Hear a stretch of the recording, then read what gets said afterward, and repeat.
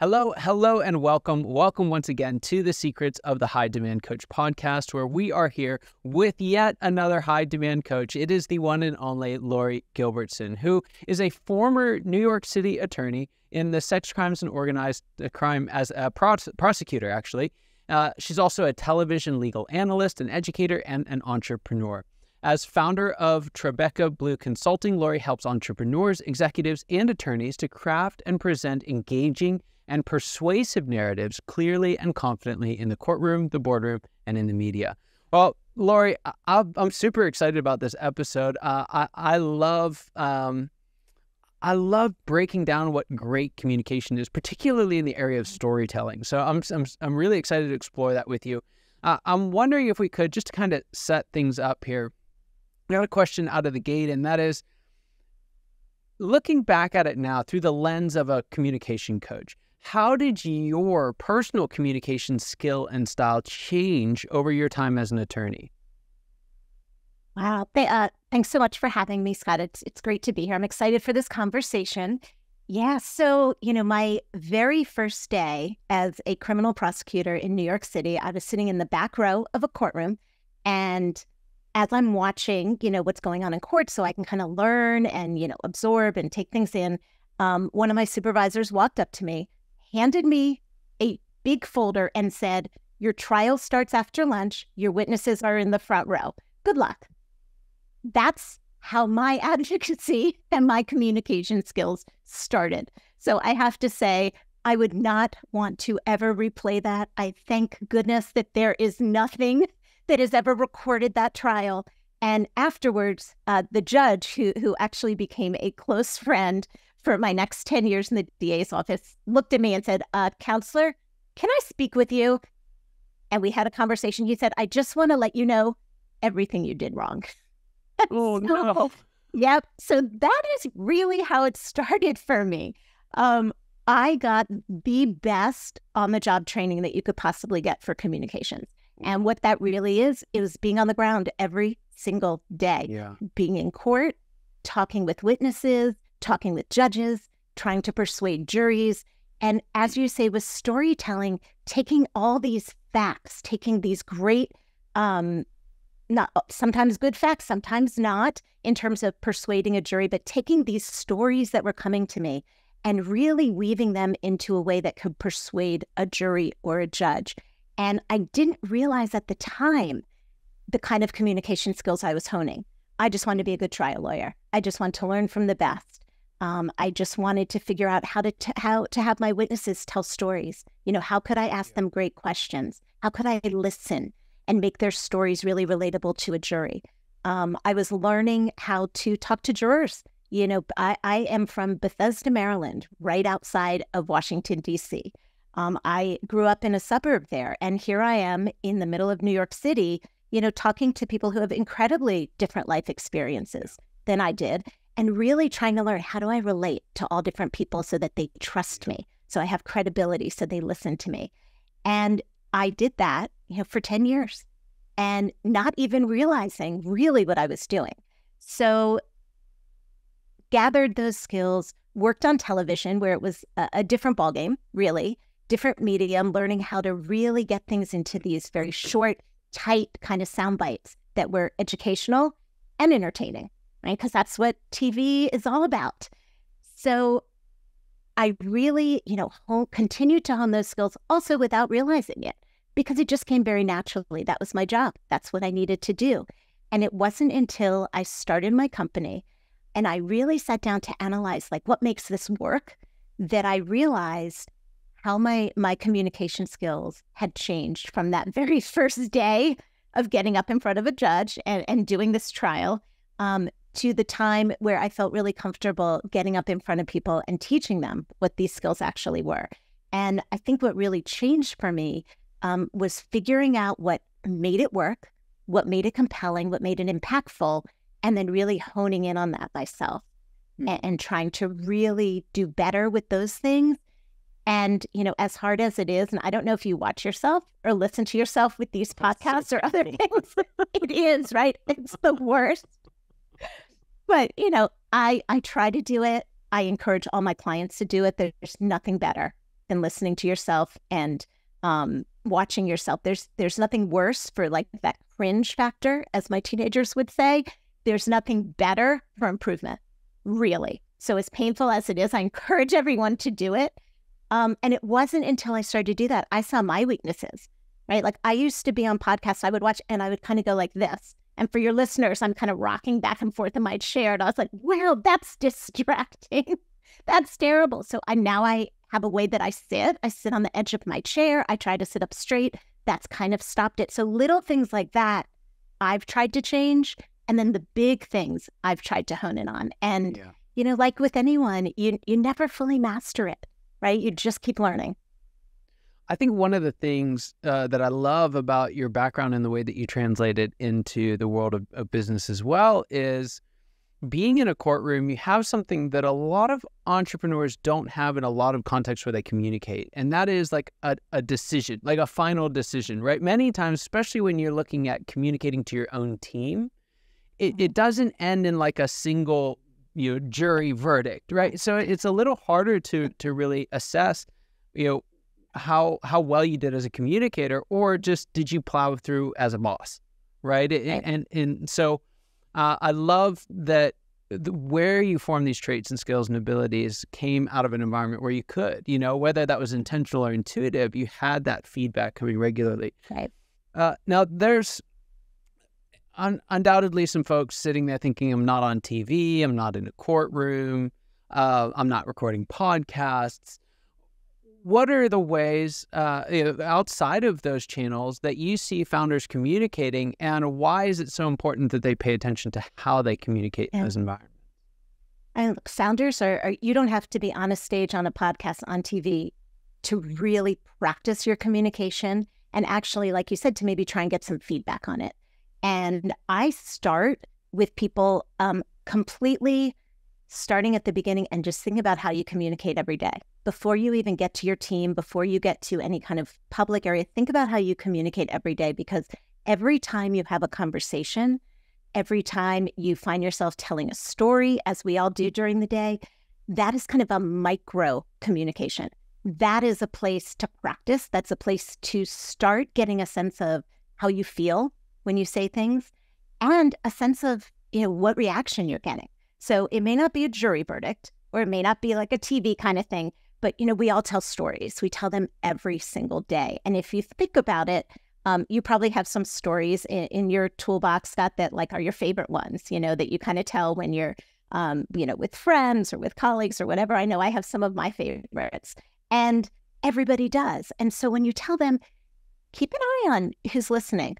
And are you losing them, right? Are they getting bored? Are they leaning forward? Are they kind of making eye contact? Are they into it? Are you getting a laugh? Are you getting a follow-up question? And that gives you a little bit of feedback, and it gives you some practice.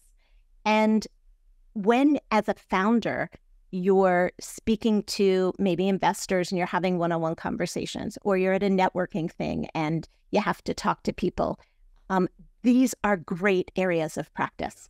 And every kind of communication is some great practice. And it's the thing that can make it really good, and the thing that can help you get better is that preparation. You know, the greatest speakers, whether it's off the cuff, it's at a networking thing, it's just, you know, sometimes, you know, you're sitting around, you're having a beer or a glass of wine, and someone's telling a story and you're like, wow, I am captivated, right? I knew so many people like that when I was a prosecutor, and I used to think like, I can't tell stories like that. You know, some people, they pull you in.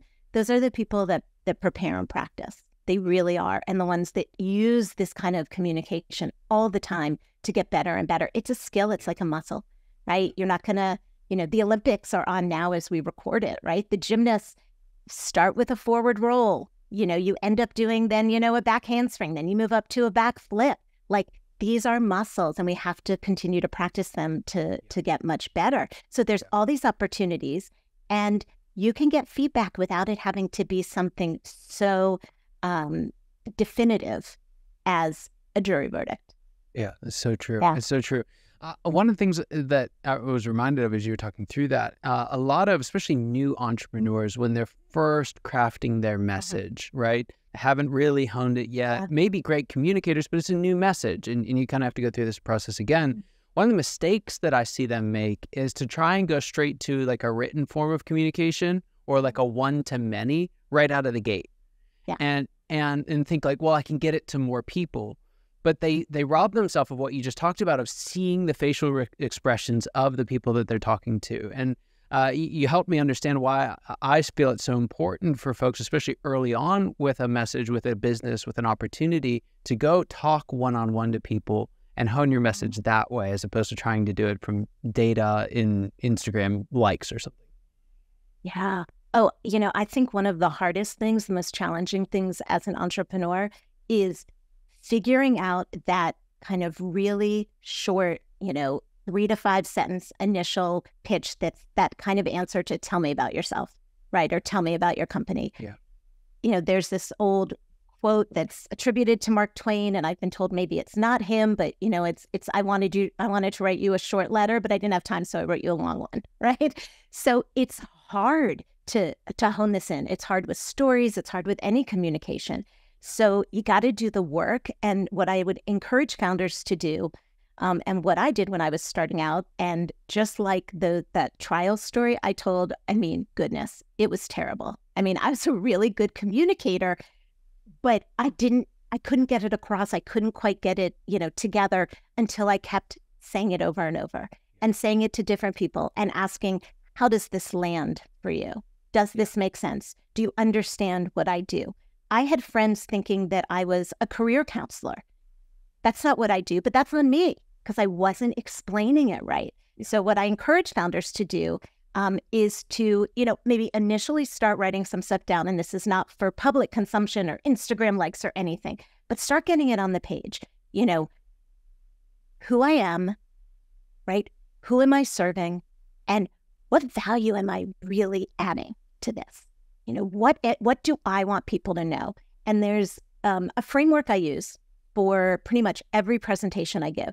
And it's, what do I want my audience to know, right? It's this know, feel, and do. What do I want them to know, right? What am I telling them? And then what do I want them to feel, right? What emotions do I want them to feel? And then what do I want them to do? What's that call to action? So it's a great way for founders to start off kind of figuring out that message, right? Yeah. I want my clients or anyone I talk to know that everyone can be a great communicator. And it's really a matter of just starting to learn and to starting to engage with this tool and all the tools you have. I want them to feel encouraged, inspired. And then, right, what do I want them to do? I want them to just get started, right? Whether it's hiring a coach like me, whether it's starting to pay attention to these conversations, want them to seize that and really start, using that powerful tool. Yeah. So if your founders start doing that, any founder who's listening, that is a great way to start honing in on that message. And don't worry if it doesn't sound right. This is the practice. This is how we get there. It doesn't spring from us in this beautiful way, right? The ones that sound so beautiful are the ones that people have really, really worked on and asked for feedback on. And I agree with you. I would not start putting out anything on, Instagram or wherever your medium is of choice until you've really gotten there. It doesn't have to be perfect, but until you've kind of gotten there, because, we talk a lot about, personal branding these days. We talk a lot about, how you want people to kind of see who you are and what you're giving and how you're out there. And if you start doing that right away, you're just going to confuse the audience. Yeah. You haven't done the work yet. You're not ready to put it out yet. You got to do the work first. So true. Laurie, this is fantastic. There's a question that I'm dying to know. It's actually something I ask all my guests, but in this world, communicating founders, entrepreneurs, all of this that you see on a daily basis, what would you say is the biggest secret that you wish wasn't a secret at all? What's that one thing you wish everybody watching and listening today knew? Gosh, I really wish that people would kind of get in on the secret that communication and speaking is an incredibly powerful tool, and everyone can get good at it. Everyone, no matter how nervous you are, no matter how scared you are, everyone can do it. And there's super easy ways to start. And that once you start to harness that, your confidence builds, and it goes through every single thing that you do as a founder. And so I really wish that people kind of understood that secret, because so many people are just terrified, right, of getting up there, or they think I'm just not going to do a good job. It is such an incredible tool. So that's the secret. Everyone can do it. You just kind of have to get started with it. And you can find great resources everywhere to do that. It's so true. And it's so often that when we face a new skill, we have the tendency to recoil back and think, oh, I don't know how to do that, right? So you didn't know how to walk one day. You didn't know how to talk at all one day, and I think you've laid such a clear and compelling narrative that this is just a skill that we can learn and do. And it's a skill that we need to hone. And I love that.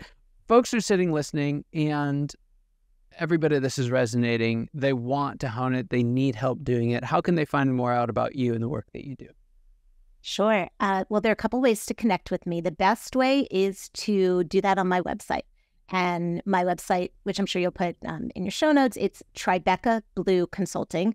Tribeca is the neighborhood I used to live in New York City before I moved out here to Denver. And blue, because when I started my company and I didn't know what I wanted to do, I just got in and got a name, and Tribeca Consulting was already taken. So I had to throw something else in there. So Blue Consulting. It's very long, but I've kept it. You can connect with me there. And in the next few weeks, I'm going to be putting up a resource up on the website that's going to be an assessment. And it's just a super easy assessment to figure out where you are in your communications journey. What are kind of your strengths? What are some things that you want to improve on? And you can go right on there and take the assessment. And hopefully that will make a lot of people feel a lot more comfortable getting started. You can also connect with me on LinkedIn. I'm there as well. And I'm going to be starting a video series soon that's my top 10 tips for public speaking. So another super easy way to improve your speaking. Fantastic. Laurie, amazing. Loved having you on the show. Loved diving into this.